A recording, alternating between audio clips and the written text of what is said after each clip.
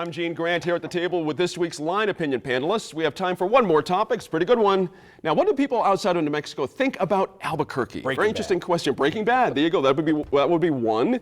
Now, Mayor Berry says he wants to use $1 million to market the state, the largest city, as a great place to start and do business. And Rob, I have an instant question here. $1 million. My wise guy response to this is: if you're really serious, $1 million isn't going to get it done. In this world. I mean, it just isn't going to get it done. Well, my wise guy response is from the other side, being a fiscal conservative. I'm thinking, $1 million? That's a lot of money. So, I don't know.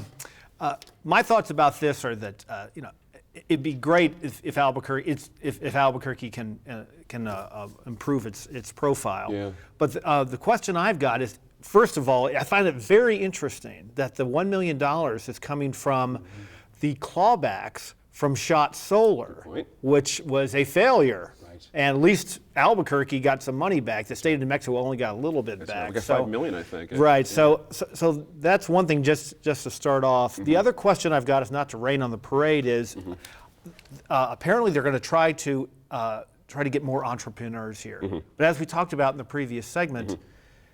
If we bring in a lot of high-tech people, is there a workforce here? Do we have the labor force to come in there, or are they just going to hire a bunch of out-of-state people? Right. That's a legitimate question, Antoinette Cedillo Lopez. When you think about what drives an entrepreneur, an entrepreneurial culture, having like-minded souls around you, all within, close access to capital. That's a good one, Dan, absolutely.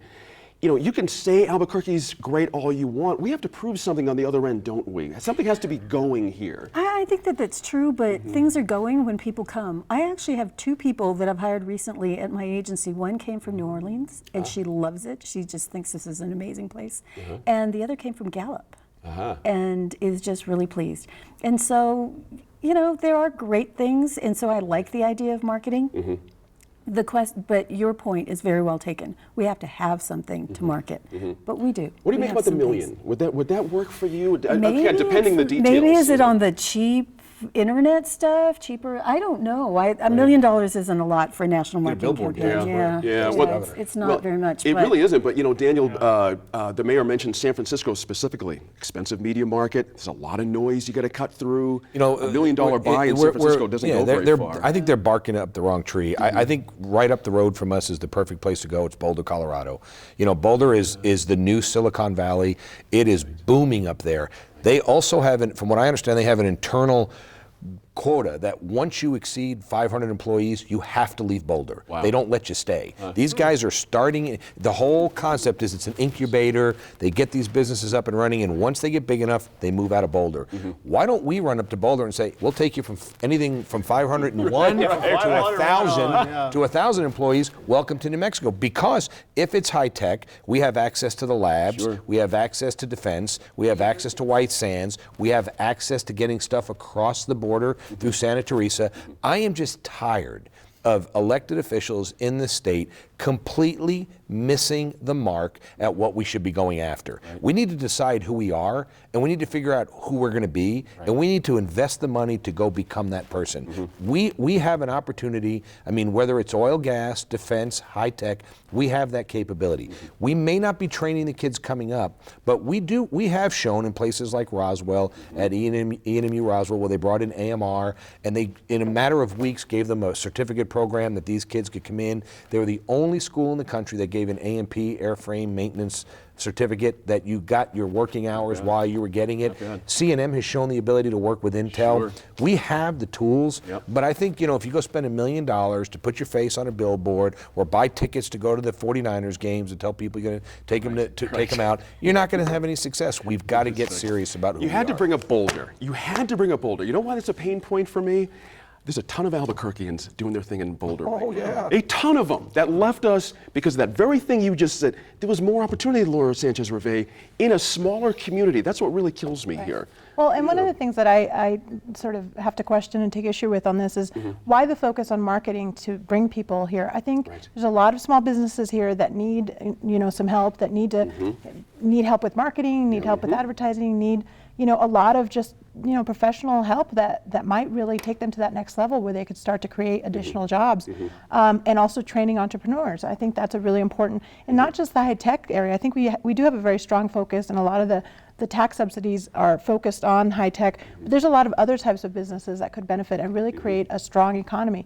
And I would hope that some of that money could be used, $1 million in that context to provide those kinds of services could really go far instead of trying to do one media buy in San Francisco. Yeah. Well, if you were the mayor and you had, let's say, $1 million at your disposal or more, given what you just said about helping folks here, if you had to try to attract folks to Albuquerque, what would be your approach with that? Well, the county has the county, I should say, I'm more familiar with. They have a very interesting, I think it's called Increment of One, where they basically focus in almost on a smaller scale to help small businesses. They call it an Increment of One program, trying to help them with different kinds of services, seminars, marketing, just that kind of assistance, and really just networking. I think just providing networking opportunities is huge because you get to get a lot of business leaders together to try to create more business among themselves and share best practices. So I think a focus on that kind of a local approach would go really far. There's also a lot of programs out there in terms of focusing on think local first. The Green Chamber had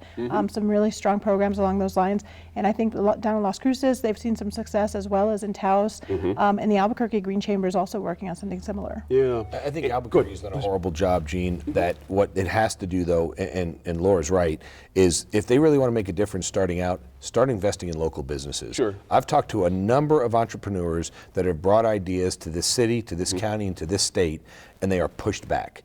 They won't take the opportunity to say, we'll try that technology here. We'll take the step out there to do that. You go look at contracts at the city of Albuquerque. If Mayor Berry wants to help Albuquerque, start doing business with Albuquerque. There you go. Stop doing business with people out of state. That's really true, because if you look at successful businesses, a very common denominator is they have government contracts, whether they're federal, state, even local. Let me ask you one more thing on this. This started with a survey, and it turned out, if I have this quite correct, the upshot is there was a neutral, like no concept of Albuquerque at all. Is the mayor not on the right track to try to correct that? I think he is. I mean, you got to do something about your image, certainly.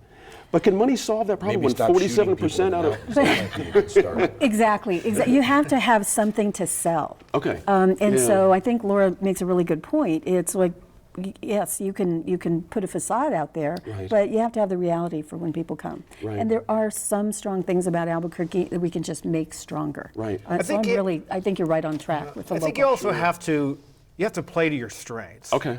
And you have to, like a football team, you have to know what you can offer and take what the defense gives you. Right. We've got 300 days of sunshine here. We've got. Please don't say cheap land. Are you going to say cheap land? No, I wasn't. That seems to be our economic development. Well, no, killer, what I was going to say. What I was going to say, and we've got a workforce that we've talked about in the previous segment. Maybe they're not college educated, but they certainly are willing to work. Right. They want to work. They're in a good environment. Why don't we, if we're going to spend $1 million, build another golf course? No, I would say let's pursue manufacturing. Especially low impact manufacturing. Yeah. Kind of tied to what I was talking about in that last segment. Interesting. It is like a football game. Fortunately, you don't have to deflate any footballs to get the job done. So let's not go there. That's all the time we have for this week. Join us online to hear more from this week's Line Opinion panelists, including who they think won and lost in the political gridlock over capital outlay budgets.